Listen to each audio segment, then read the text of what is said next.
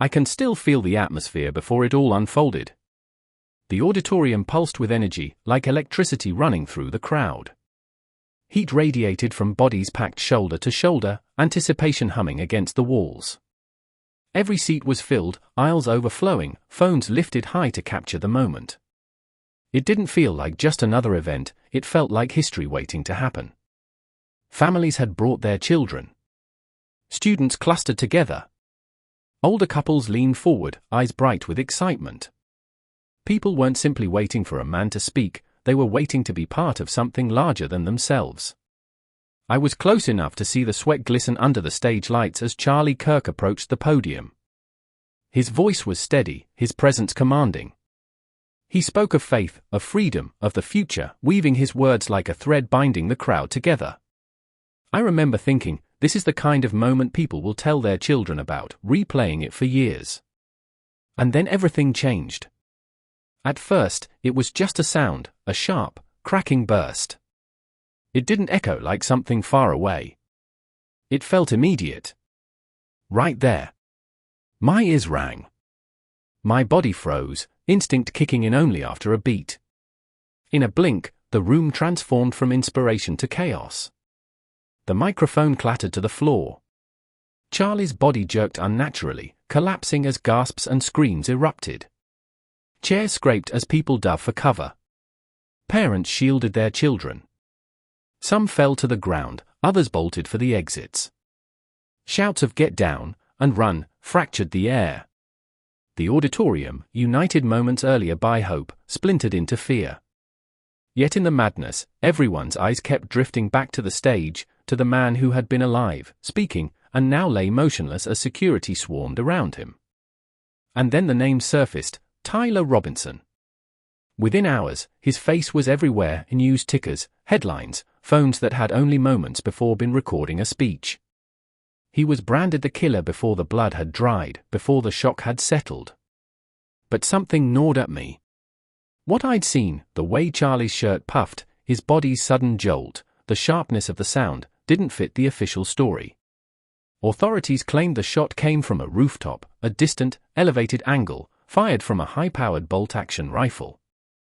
They said Tyler Robinson's DNA was on the trigger, that cameras placed him near the building, that a confession note lay hidden under his keyboard. But if that was true, why had it felt so close? Why did the bullet's path suggest something else entirely? Later, as I replayed footage again and again, one detail haunted me: there was no exit wound. Medical staff recovered the bullet, lodged deep in Charlie's neck.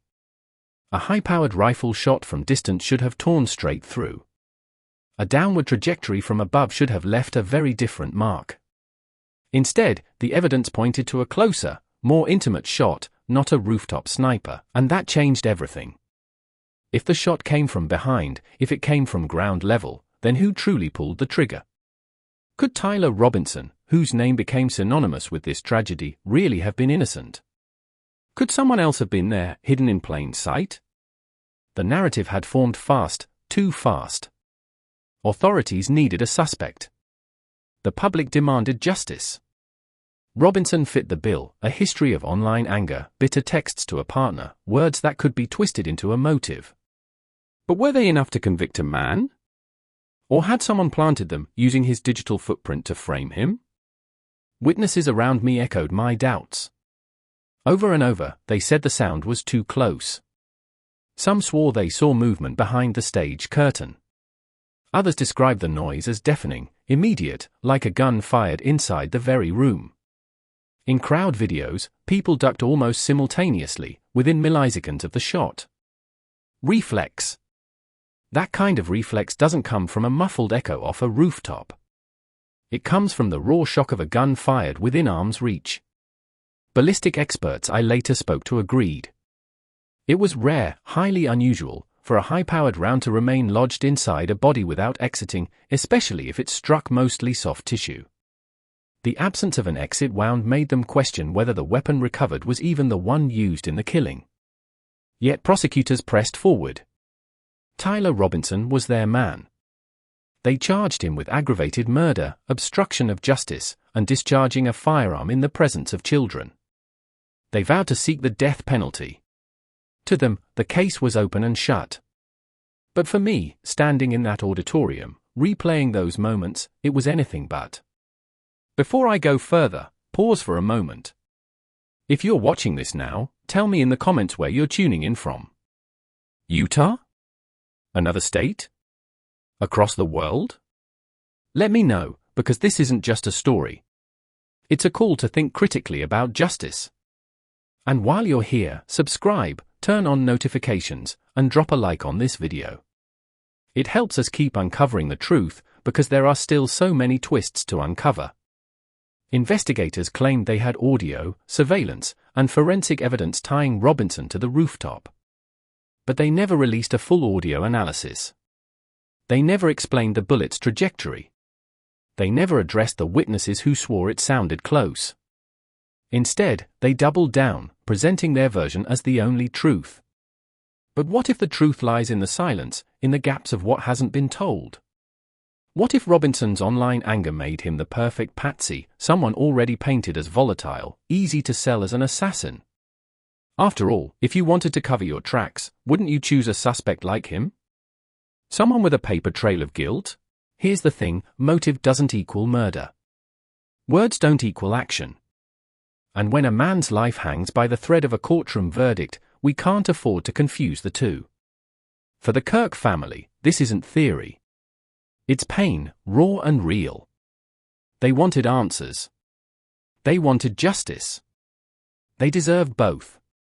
But how can justice be served if the truth remains uncertain, if the bullet itself tells a story different from the headlines? Outside the courthouse, protesters gathered. Some demanded harsher penalties for political violence. Others pleaded for patience, warning that convicting the wrong man would be a second tragedy layered on top of the first. The nation fractured, each side tugging at the threads of this case, trying to weave a narrative that matched their beliefs. Through it all, I couldn't shake the memory, the sound, the angle, the way Charlie fell. That night, lying awake, I asked myself over and over, what really happened on that stage? Who truly pulled the trigger? And how long until the truth comes to light? The questions still hang heavy. But this I know, the story isn't over. Not for Tyler Robinson. Not for the Kirk family. Not for the thousands who were there with me, or for the millions watching now, demanding answers beyond headlines. So stay with us. The closer we look, the more the cracks show. And the truth, no matter how deeply buried, has a way of surfacing. If you believe truth matters, if you believe justice demands clarity, then subscribe, turn on notifications, like this video, and share it with someone who needs to see it. Drop your thoughts in the comments. Tell me what you think about the evidence, the witnesses, the bullet. This isn't just my story. It's ours to untangle together.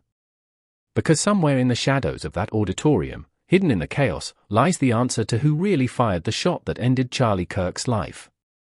And until that answer is found, this story won't be finished.